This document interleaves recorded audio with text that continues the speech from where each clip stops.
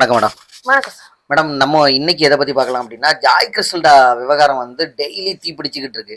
நம்ம ஒவ்வொரு நாள் உன்னை பத்தி பேசிட்டோம். ஆல்ரெடி வந்து இதை பத்தி என்னத்தை அதிகமா பேசுறதுக்கு என்ன இருக்கு அப்படின்னு சொல்லியே ஒரு 2 நாள் ஒதுங்கியும் போயிட்டோம். ம். ஆனாலும் பாத்தீங்கன்னா இன்னைக்கு ஸ்ருதி வந்து ஒரு நோட்டீஸ் போட்டிருக்காங்க. அவங்க இன்ஸ்டால வந்து ஒரு போஸ்ட் பண்ணியிருக்காங்க. ஜாய் கிறிஸ்டல்டா ஒரு 2 வீடியோ போட்டாங்க. அதுக்கப்புறம் மகளிர் ஆணையம் வந்து சில விஷயங்கள் சொன்னாங்க அப்படிங்கிற மாதிரி. இது எல்லாத்தையுமே நீங்க விளக்கமா சொல்லுங்க மேடம். ஃபர்ஸ்ட் ஆஃப் ஆல் அனைவருக்கும் வணக்கம்.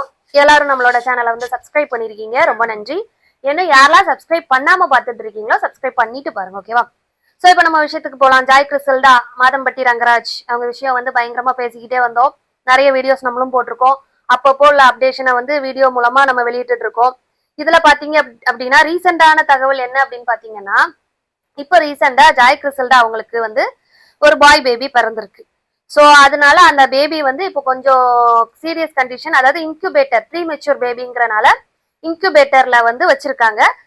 சோ அதுக்கப்புறம் பாத்தீங்க அப்படின்னா இப்ப ரீசெண்டா அதுக்குள்ள ட்ரீட்மெண்டே பயங்கர காஸ்ட்லியா இருக்கும்ல. ஆமா, லாக்ஸ் கணக்குல ஆகும், பெர் டேயே பயங்கரமா ஆகும்.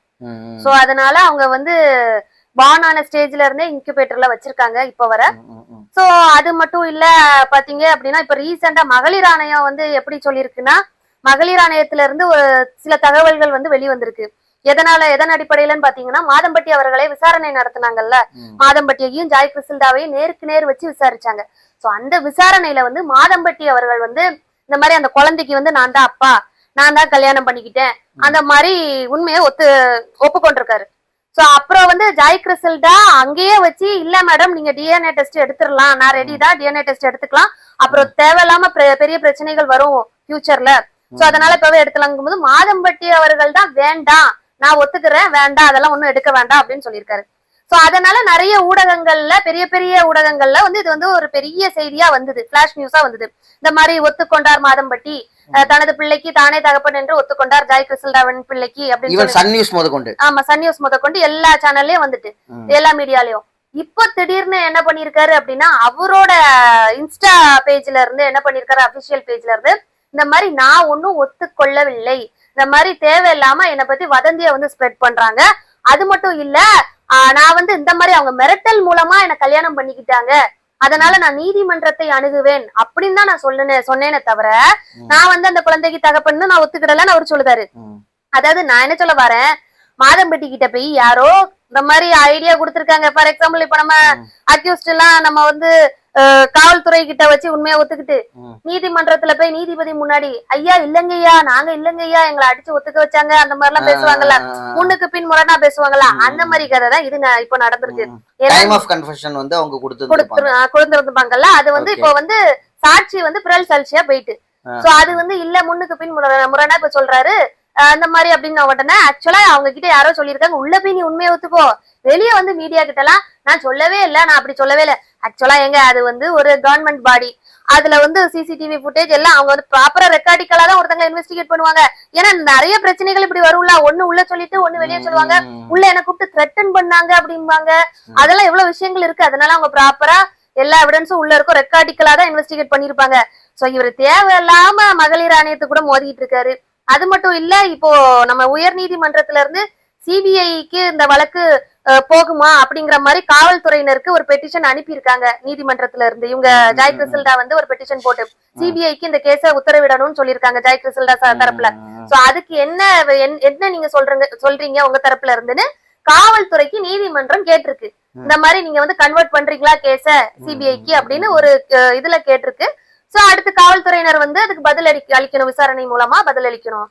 ஓகே மேடம், இப்போ வந்து பாத்தீங்கன்னா இந்த வழக்குல ஸ்ருதி அவர்கள் வந்து அவர்களுடைய இன்ஸ்டா பேஜ்ல இன்னைக்கு வந்து ஒரு இது போட்டிருக்காங்க. என்னன்னா, ஜாய் கிறிஸ்டல்டா அவர்கள் மிரட்டின மாதிரியும், அவங்க வந்து எனக்கு இந்த 1 கோடி ரூபாய்க்கு வீடு வேணும், 8 லட்சம் ரூபாய் மாசம் வருமானம் வேணும், அப்புறம் இந்த மாதிரி கணக்குகள்லாம் எனக்கு வேணும், அப்பதான் என் குடும்பத்தை ரன் பண்ண முடியும், 2வது எனக்கு இமீடியட்டா 10 லட்சம் ரூபாய் வேணும் அப்படிங்கிற மாதிரி கேட்டிருக்காங்க அப்படிங்கிறத ஒரு லெட்டர்ல அவங்க கேட்டிருக்காங்க அப்படிங்கிறதையும் இவங்க அறிக்கையா வெளியிட்டு இருக்காங்க. ஆனா எக்காரணம் கொண்டு என் புருஷனை காப்பாத்துவேன் அப்படிங்கிற மாதிரி அவங்க மென்ஷன் பண்ணிருக்காங்க. அதை பத்திய தகவல் என்ன மேடம்? அதை பத்திய தகவல் என்னன்னு பாத்தீங்கன்னா, நான் என்ன சொல்ல வரேன், ஸ்ருதி அவர்கள் வந்து ஒரு வழக்கறிஞர் தான். சோ அதனால அந்த ஒரு காரணத்துக்காண்டியே அவங்களுக்கு சப்போர்ட் பண்ணணும்லாம் கிடையாது. உண்மை எது பக்கமோ அதுபடிதான் நம்ம பேச முடியும். இதுல பாத்தீங்க அப்படின்னா இப்ப ஸ்ருதி அவர்கள் வந்து குரல் கொடுக்கறாங்க கணவருக்கு, தப்பே கிடையாது. எந்த ஒரு மனைவியும் தன்னோட கணவன் வந்து ஒரு இக்கட்டான நிலைமையில இருக்கும்போது காப்பாற்ற வேண்டியது மகள் ஒரு மனைவியோட பொறுப்பு தான். ஆனா இதே கேள்வியை நான் ஸ்ருதிட்ட கேட்க, 6 வருஷம் எங்க போனீங்க? 6 வருஷம் நீங்க சேர்ந்து இருந்தாலே இந்த பிரச்சனை வந்திருக்காது. கரெக்டா? 6 வருஷம் இதே மாதிரி கை கோர்த்து என் புருஷன் எனக்கு தான், என் புருஷன் எங்க போனாலும் நான் போவேன் கூட, என்ன ஷூட்டிங்னாலும் நானும் போறேன், என்னன்னு பாக்குறேன் வைக்கிறேன் நீங்க இருந்தீங்கன்னாவே பாதி பிரச்சனை போயிருக்கும். 6 வருஷங்கிறது லீகல் செப்பரேஷன்ல இவங்க இருந்திருக்காங்க. இந்த 2 வருஷமா தீவிர காலமா ஜாய் கிறிஸ்டல்டா வீட்டுல தானே இவர் இருந்திருக்காரு. 2 வருஷமா அவர் ஜாய் கிறிஸ்டல்டாக்குன்னு தனியா ஒரு வீடு எடுத்து கொடுத்து 2 பேர் பேர்லயுமே அக்ரிமெண்ட் போட்டு அவரு தானே ஹஸ்பண்ட் சைன் போட்டிருக்காரு. சோ அப்போ நான் என்ன சொல்ல வரேன், அப்போல்லாம் நீங்க பேசாத ஆட்கள் இப்போ மஞ்சள் நோட்டீஸ் பச்சை நோட்டீஸ் எல்லாம் அனுப்பி என்னத்துக்கு, இந்த மாதிரி அறிக்கை விட்டு என்னத்துக்குங்க? அதாவது சொல்றாங்க அவங்க வந்து பணத்துக்கு விரும்பல, மாதம்பட்டி தான் முக்கியம், அவங்க இனிஷியல் தான் முக்கியம்னு சொன்னாங்க. இப்போ பணத்துக்கு வந்து டிமாண்ட் பண்றாங்க. நான் என்ன சொல்ல வரேன், ஆமா ட்ரீட்மெண்ட் செலவு இப்போ இவ்வளவு பெருசா அவங்க டெலிவரி ஆகி அந்த பிள்ளை வந்து இப்போ இன்குபேட்டர்ல இருக்கு. அந்த ஸ்ட்ரெஸ் டிப்ரெஷன் எல்லாம் யாரு காரணம்? அந்த பிள்ளை இந்த அளவுக்கு இப்போ ஒரு ப்ரீமெச்சூர் பேபி அவங்க மேல இங்கேயும் ஏறி இறங்குனாங்க. நம்ம வீடியோ அந்த மீடியா எல்லாம் போட்டுட்டே தானே இருந்தாங்க, பிளாஷ் நியூஸா. அவங்க எங்க போனாங்க, மகளிர் ஆணையம் எப்படி ஏறி இறங்குனாங்க, எல்லா அவங்க டெலிவரி ஆகுனா முந்தின நாள் வரை அந்த லேடி கோர்ட் வாசல்ல ஏறிதான் இறங்கிச்சு. அப்ப இதுக்கெல்லாம் காரணம் யாரு? மாதம்பட்டி. அந்த பிள்ளை செலவு மருத்துவ செலவு எல்லாம் அப்ப யாரு பாக்கணும்? அவர் தானே பாக்கணும். அதாவது பழகும் போது நல்லா இருந்தது, செலவு பண்ணும் போது கசக்குதுன்னு என்ன அர்த்தம்? அப்போ நான் என்ன சொல்ல வரேன், ஒரு நியாயமா பேசுங்க. அதாவது நம்ம நிறைய ஆடியன்ஸ்க்கு இல்ல மேடம், இவர் இப்போ இந்த வீடியோலயே வந்து பாத்தீங்கன்னா இன்னைக்கு ஜாய் கிறிஸ்டல்டா ஒரு வீடியோ வந்து வெளியிட்டு இருக்காங்க. அந்த வீடியோலயே பாத்தீங்கன்னா அவர் வந்து அவரு படத்துல நடிக்கிற நடிகராவே இந்த வீடியோலயே நடிக்காரா அப்படிங்கிற மாதிரி தானே இருக்கு. அதாவது வீடியோக்கு கீழே கமெண்ட்ஸ பார்த்தேன் நானு. டேய் உலக மகா நடிப்புடா சாமி, இந்த நடிப்புலாம் எங்களுக்கு வரலையாடா, எல்லா ஆண்மகளும் புலம்புறாங்க. இல்ல அதுல ஒருத்தர் கமெண்ட் பண்ணி இருந்தாரு, டேய் நீ இந்த நடிப்பு எல்லாத்துலயும் நீ படத்துல நடிச்ச படம் மெகந்தி சர்க்கஸ்ல நடிச்சிருந்தனா இன்னைக்கு நீ தான்டா சூப்பர் ஸ்டார் அப்படின்னு போட்டாங்க அப்படின்ட்டு. நான் என்ன சொல்ல, பயங்கர நடிப்பு. நான் என்ன சொல்ல வரேன், அப்ப இவர் வந்து ஒரு உமனைசரா இல்லையா? பாக்குற நீங்களே சொல்லுங்க. அதாவது அந்த வீடியோஸ் எல்லாம் பாக்குற ஒரு பர்சன் இந்த மாதிரி எல்லாம் இல்ல, வளைஞ்சி ஒரு மாதிரி வளைஞ்சி கொலைஞ்சி நெலிஞ்சி. அப்போ நான் இல்ல நிறைய பேர் என்ன சொல்றாங்கன்னா, இப்போ நம்ம வீடியோக்கு நிறைய பேர் ஜாய் கிறிஸ்டல்டாக்கு நம்ம சப்போர்ட் பண்ணும்போது என்ன சொல்றாங்க, என்ன மேடம் நீங்க இப்படி வழக்கறிஞரா இருந்துட்டு அவ தானே கேடு கட்டவா, அவளுக்கு என்ன கொடி பிடிக்கீங்க அப்படி இப்படி. நான் என்ன சொல்ல, கேடு கெட்டவளோ நல்லவளோ கெட்டவளோ அதெல்லாம் இல்ல, விக்டிம் யாரு சைடோ அவங்க பக்கம் உள்ள நியாயத்தை நம்ம பேசுவோம். அதான் நம்மளோட தொழில். இந்த குழந்தைக்கு என்ன பதில்? அதானே இப்போ அந்த குழந்தைக்கு என்ன பதில்? இப்போ டிஎன்ஏ டெஸ்ட் எடுக்கறாங்க மேடம், இவரு ரங்கராஜ் தான் அப்பாங்கிற மாதிரி வந்துருச்சுன்னா அப்ப அந்த குழந்தைக்கு என்ன பதில்? யார் பக்கம் நியாயம் இருக்கு? இவரு டிஎன்ஏ டெஸ்ட் ஒத்துக்கணும்ல, உள்ள வச்சு ஒத்துக்கலையாமே டிஎன்ஏ டெஸ்ட். டிஎன்ஏ டெஸ்ட் எடுத்தா ப்ராப்பரா ஆயிருமே.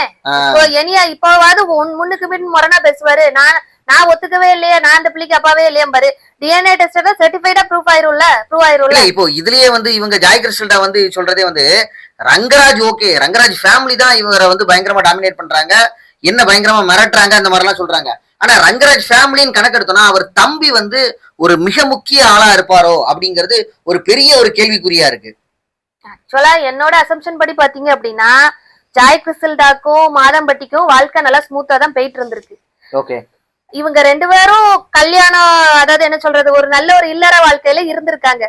அது மனைவிக்கு தெரிந்தோ தெரியாமலோ, தெரிஞ்சுன்னு ஜாய் கிறிஸ்டல்டா சொல்றாங்க, ஸ்ருதி எனக்கு தெரியாதுங்காங்க, அது வேற விஷயம். ஆனா நான் என்ன சொல்ல வரேன், எப்போ அவங்க வயித்துல ஒரு கருன்னு ஒண்ணு உண்டாச்சோ அப்பந்தான் பிரச்சனையே உருவாச்சு.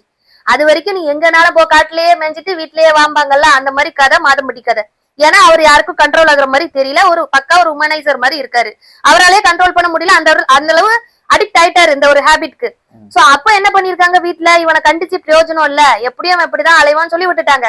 ஆனா அந்த அவங்க ஜாய் கிறிஸ்டல்டா வயித்துல ஒரு குழந்தை உருவாகுதுன்னு தெரிஞ்ச பிறகு அந்த அதாவது அவங்க வந்து ஒரு மனைவிங்கிற ஒரு ஸ்தானத்துக்கு அடுத்து வந்துருவாங்க. ஆட்டோமேட்டிக்கா ஒரு குழந்தை வருது அப்படின்னாலே அவங்களோட பொசிஷன் கேட்பாங்கல்ல, நான் எப்படி ஒரு சமுதாயத்துக்கு இந்த குழந்தைய நான் எப்படி காட்ட முடியும், உங்களோட மனைவிங்கும் போது தானே நான் அதை வெளிக்காட்ட முடியும் அப்படின்னு சொல்லி ஒரு பிரச்சனை வரும். அது மட்டும் இல்ல, அந்த சொத்து பங்கு போகும். அதாவது இவ்வளவு நாளும் மாதம்பட்டிக்கு ஒரு குடும்பம்னா அந்த ஒரு குடும்பம் ஆக்சுவலா இவங்க வந்து பார்ட்னர்ஸ் தானே. இப்ப மாதம்பட்டி மட்டும் தனியா வந்து அதை வச்சு நடத்தல, அவங்க கேட்டரிங் சர்வீஸ், அவங்களோட அப்பா அண்ணன் தம்பி எல்லாருமே அதுல வந்து one of the share holders. So அப்படிங்கும் போது இவனுக்கு ஒரு குடும்பங்கும் போது அதுல ஒரு ஷேர் போகுது. இப்ப 2 குடும்பம்னா அதுக்கு ஏத்தாப்புல நம்ம வந்து பாகப்பிரிவினை வைக்கணும், எத்தனை பிள்ளைகள் என்ன ஏதுன்னு. சோ அதெல்லாம் பெரிய பிரச்சனை வரும். அது மட்டும் இல்ல, குடும்பத்துக்கு அசிங்கம், சொத்து இந்த மாதிரி தேவையில்லாம போகுது.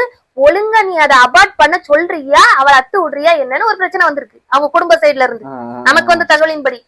சோ அப்போ அந்த மாதிரி பேசும்போது இவர் என்ன செய்வாரு, இந்த மாதிரி அபார்ட் பண்ணிருமா, நம்ம கடைசி வர ஒரு லிவிங் டுகெதர்ல இருந்துக்கலாம்னு சொல்லியிருக்காரு. அப்ப இந்த லேடி என்ன சொல்லியிருக்கு, அப்படிலாம் நல்லா பண்ண முடியாது, நீ ஒழுங்கா என்ன கட்டிக்கிறேன்னு தானே என் கூட பழகுன, நாங்க லீகல் செப்பரேஷன்ல இருக்கோம், ஸ்ருதியை நான் சீக்கிரம் டிவோர்ஸ் பண்ணிடுவேன், நான் உன்னை கட்டிக்கிறேன் தானே நீ என் கூட பழகுன, அப்ப நீ என்ன கட்டிதான் ஆகணும், இதுதானே உன் பிள்ளை, அதுக்கு நீ பதில் சொல்லிதான் ஆகணும்னு அந்த லேடி சொல்லுது. அப்போ இந்த மாதிரி சொல்ற ஜாய் கிறிஸ்டல் தான் உங்களுக்கு எல்லாம் கெட்டவளா போயிட்டா. இதே இது பிள்ளைய அபார்ட் பண்ணிட்டு லிவிங் டுகெதர்ல கடைசி வரை இருந்து இவர் பணத்தை அப்பப்போ வாங்கி செலவழிச்சிட்டு இருந்தா உங்களுக்கு அவ நல்லவா, ஒரு பெரிய ஒரு அவார்டு கொடுத்திருப்பாங்க, நல்லவா அப்படின்னு கொடுத்திருப்பாங்கன்னு நினைக்கிறேன். இப்போ நான் கொடி பிடிக்காங்கல்ல நிறைய பேரு, மாதம்பட்டி ரங்கராஜுக்கு அவங்க எல்லாரும் ஜாய் கிறிஸ்டல்டாக்கு ஒரு அவார்டை கொடுத்து ஏத்திருப்பாங்க மேல வரைக்கும். உத்தமி பத்தினின்னு ஏத்திருப்பாங்கன்னு நினைக்கிறேன். நான் என்ன சொல்ல வரேன், அந்த அம்மா வந்து இவ்வளவு கஷ்டப்பட்டு நியாயத்தை வெளிக்கொண்டு வரணும்னு சொல்லி கொண்டு வந்ததுனால இன்னைக்கு அவங்க எல்லாம் கெட்டவங்களாயிட்டாங்க. அதான உண்மை. இந்த ஆணாதிக்க சமூகத்துல அதுதான் மேடம் பேசப்படுது.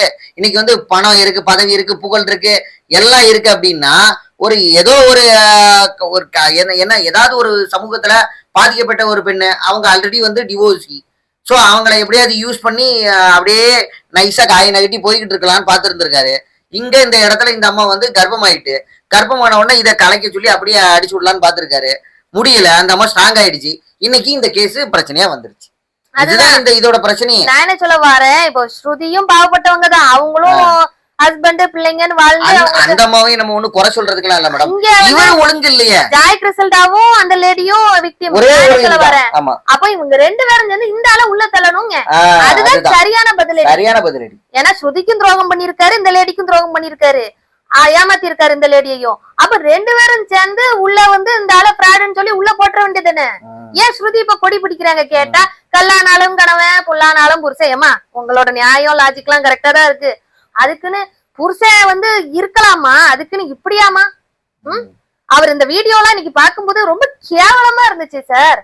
எப்படி ஒரு ஆளு இப்படி? அப்போ நிறைய பேர் சொல்றாங்கல்ல, ஜாய் கிறிஸ்டல்டா மயக்கிட்டா, எப்படி மாதம்பட்டிய, அதாவது நல்லா அவர் குடும்பமா ஸ்ருதியோட நல்லா இருந்தாராம், 2 பிள்ளைங்களோட குடும்பமா இருந்த குடும்பத்துல ஜாய் கிறிஸ்டல்டா போய் புகுந்து மயக்கி கும்மி அடிச்சிட்டாங்க அப்படின்னு இருக்கு. நான் சொல்றேன்ல, இது வந்து ஒரு என்ன சொல்றது, ஒரு பார்ஷியலான ஒரு சொசைட்டி தான். அந்த மாதிரி பெண்களுக்கு எதிராக குரல் கொடுக்கறவங்க நிறைய பேர் இருக்காங்க. அதாவது பெண்ணுக்கு எதிரியா நிறைய பேர் எழுறாங்க. நிறைய கமெண்ட்ஸ்ல பாருங்க, ஆம்பளைங்க கூட ஒத்துப்பாங்க, ஆமா ஜாய் கிறிஸ்டல்டாவை ஏமாத்திட்டாரு பாவம் அப்படின்னு போவாங்க. இந்த நிறைய பெண்கள் பேரு கோடி பிடிக்குது வந்து இந்த மாதிரி, அது எப்படி அவ ஒரு குடும்பத்துக்குள்ள போய் புகுந்து கிழிச்சிட்டா, அப்படி பண்ணிட்டா இப்படி பண்ணிட்டா, குடும்பத்தை பிரிச்சுட்டா. ஏமா நீ பாத்தியாமா குடும்பத்தை போய்? மாதம்பட்டி என்ன கண்டிஷன்ல இருந்தாரு, ஸ்ருதி கூட சுமூகமா தான் இருந்தாரா, அவங்க குடும்பமா இருந்தாங்களா? லீகல் செப்பரேஷனா என்னன்னு ஆடியன்ஸ்க்கு தெரியுமா? ஃபர்ஸ்ட் லீகல் செப்பரேஷனா புருஷன் பொண்டாட்டி சேர்ந்தே இல்ல, வீட்டுல தனித்தனி வீட்டுல வாழ்றாங்க. அப்ப தனித்தனி வீட்டுல வாழும்போது ஜாய் கிறிஸ்டல்டாவை இந்த ஆளு மீட் பண்றாரு, ஃபேஷன் டிசைனர், அவங்க இந்த குக் வித் கோமாளிக்குலாம் அவங்க தான் பண்ணிருக்காங்க போல. சோ அந்த மாதிரி ஒரு இதுல இந்த ஆளு வந்து இந்த மாதிரி பிட்ட போட்டிருக்காரு. நீங்க உங்களுக்கு ஹஸ்பண்ட் இல்லையா, ஹஸ்பண்ட் சரியில்லையா, எனக்கும் என் ஒய்ஃப் சரியே இல்ல சொல்லியிருக்காரு ஜாய் கிறிஸ்டல்டா கிட்ட. ஒரு நாள் எனக்கு சோறு, நான் வந்து ஊருக்கே சோறாக்கி போடுதேன், ஒரு நாள் என் பொண்டாட்டி எனக்கு சோறாக்கி போட மாட்டிக்கா, நீதான் என்ன நல்லா பாக்கு, நீங்கன்னா என்ன நல்லா பாத்துப்பீங்க, அப்படி இப்படின்னு பேசி இந்த மாதிரி கொஞ்சம் குழாவிதானே அந்த லேடியை மயக்கிட்டு. சார் அவங்க வந்து ஒரு இதுல ஏமாந்து போய் ஏமாற்றப்பட்டு இருக்காங்க முதல் கல்யாணத்துல, கரெக்டா?